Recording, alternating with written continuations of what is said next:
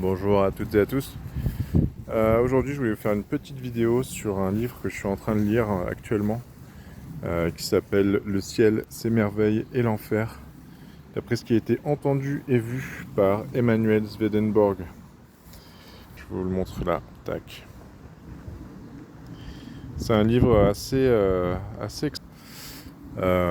qui va vous expliquer par le menu ce qu'a vécu Emanuel Swedenborg, qui est un auteur du XVIIIe siècle, suédois, qui, qui a grandi dans un milieu très cartésien, bien qu'il ait eu accès à beaucoup d'éducation. Il a appris le grec, il a appris l'hébreu, si je ne m'abuse. Et bon, il n'était pas très loin de la théologie. J'ai fait un petit article dessus sur l'écho de la source si vous voulez plus de détails. Là, je vous donne les choses un peu comme je les ressens. Mais c'est assez extraordinaire parce que à l'âge de 55 ans, je crois, il est pris de visions, de rêves, de sorties astrales. Enfin, le monde subtil s'ouvre à lui, mais de manière intense, à tel point qu'il va, pendant plusieurs jours, se mettre dans des méditations intenses pour aller de l'autre côté du voile et en ramener un maximum d'informations qu'on a dans ce livre-là, Le ciel, ses merveilles et l'enfer. Il a également écrit des arcanes, je vais dire des bêtises, les arcanes célestes, je crois, ou quelque chose comme ça.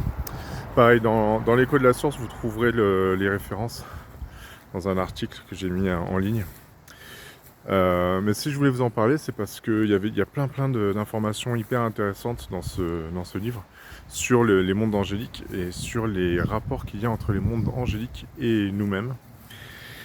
Et c'est assez fou parce que il y a, comme je disais, des correspondances, mais c'est surtout, on comprend finalement qu'il n'y a pas de séparation entre ces mondes et le nôtre.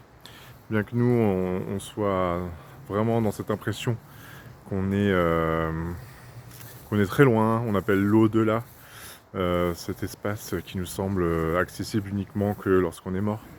Alors que en réalité, vraiment, tous les plans célestes sont là, en même temps que nous, j'ai envie de dire. Et même, évidemment, sur une autre temporalité, puisqu'il n'y a pas de temps, il n'y a pas d'espace là-bas. Et comme le dit très justement Swedenborg, il y a un changement d'état. En fait, il faut comprendre que là où il n'y a pas de temps et où il n'y a pas d'espace, les choses ne sont pas figées. En fait, c'est pas parce que on dit que on va arriver dans un lieu intemporel ou bien dans un lieu éternel qu'en fait il ne se passe rien, bien au contraire. Il faut sauter l'idée de la tête que l'éternel et l'infini sont des synonymes de néant, parce que c'est vraiment l'inverse. Ici, nous sommes dans un état figé d'un plan beaucoup plus vaste et fourni et infini, qui est l'au-delà. Nous sommes une version figée qui nous permet justement d'expérimenter certaines choses que de l'autre côté on aurait un peu plus de mal à expérimenter parce qu'elles sont elles fonctionnent pas de la même manière. Dans le livre de Swedenborg, on comprend notamment que les opposés de l'autre côté sont beaucoup plus francs et relèvent de la vibration. C'est-à-dire que s'il y a quelqu'un qui ne vibre pas comme vous, vous n'allez pas le côtoyer, vous ne risquez pas de tomber dessus par hasard, parce que vous allez automatiquement être sur des couches différentes. Ce qui facilite quand même grandement la vie quand on y pense, mais en même temps qui ne permet pas justement peut-être d'expérimenter certaines situations. Il y a d'autres choses également. Dans le monde angélique, il n'y a pas de déplacement à proprement parler dans l'espace, puisqu'il n'y a pas d'espace. Il n'y a pas non plus à proprement parler d'écoulement du temps. Et donc, comment est-ce qu'une expérience peut être assimilée s'il n'y a pas d'écoulement du temps? Et bien justement par des changements d'état, dont je parle encore une fois dans cet article, dans l'écho de la source. Les changements d'état sont vraiment la façon dont les anges évoluent de l'autre côté, parce qu'ils évoluent sans cesse. C'est ça qui est magnifique, c'est de se dire que ici on est en train de vivre une expérience très particulière dans l'espace et le temps, où justement on se rend compte quand même qu'on évolue, qu'on va vers plus de sagesse, parce que c'est un petit peu ça quand même l'idée, c'est d'aller vers plus de sagesse avec l'âge, avec l'expérience, avec et bien voilà, cette expérience de la vie, toutes les épreuves que nous traversons, elles ont un sens, elles ont ce sens de nous faire évoluer, mais ça ne veut pas dire que de l'autre côté on n'évolue pas, au contraire on continue d'évoluer. Et si vous faites bien attention, vous remarquerez que toutes les épreuves que nous vivons nous font changer d'état. On passe d'un état peut-être naïf sur certaines choses à un état plus conscient, plus lucide, parfois par la douleur, parfois par une épreuve qui nous meurtrit, parfois avec des cicatrices, mais ces cicatrices elles ne dureront pas de toute façon. Elles sont là le temps qu'on vit cette expérience. Dans tous les cas, une expérience, elle nous permet de passer d'un état à un autre. Et essayez de réfléchir aux dernières épreuves que vous avez eues et que vous avez dépassées. Donc peut-être à votre avant-dernière épreuve, parce que souvent on est toujours plus ou moins en train de vivre une épreuve. Donc pensez à digérer la précédente. Donc pensez à une épreuve que vous avez déjà eue, que vous avez vécue et pour laquelle vous pouvez vous dire aujourd'hui, bah tiens, ça y est, j'ai dépassé ce stade, j'en suis très heureux. Et vous verrez que la différence entre qui vous étiez à l'époque et qui vous êtes maintenant, c'est pas une question d'âge, c'est pas une question forcément de où vous habitez ou ce que vous avez changé entre temps. C'est vraiment une question d'état d'esprit, de rapport au monde. Voilà, il y a tout un tas de choses qui se jouent. Mais si on s'imagine la même épreuve dépouillée de l'espace, du temps, de la matière, bah vous aurez un peu une idée de ce que peut être un changement d'état chez les anges, quoi. Moi je trouve ça intéressant, moi je sais pas ce que vous en pensez, je trouve que c'est toujours intéressant d'arriver à faire des liens entre notre vie terrestre, matérielle, et ce qui se passe de l'autre côté, et de se rendre compte que au final c'est juste une question de texture quasiment, mais le fond du fond est le même. Et quelque part, c'est aussi rassurant de se dire que ce qu'on attend parfois avec impatience, de se dire tiens, j'ai envie de retrouver mes proches disparus, j'ai envie d'avoir cette vie légère dans le paradis, etc., etc. En fait, tout est déjà là, quoi.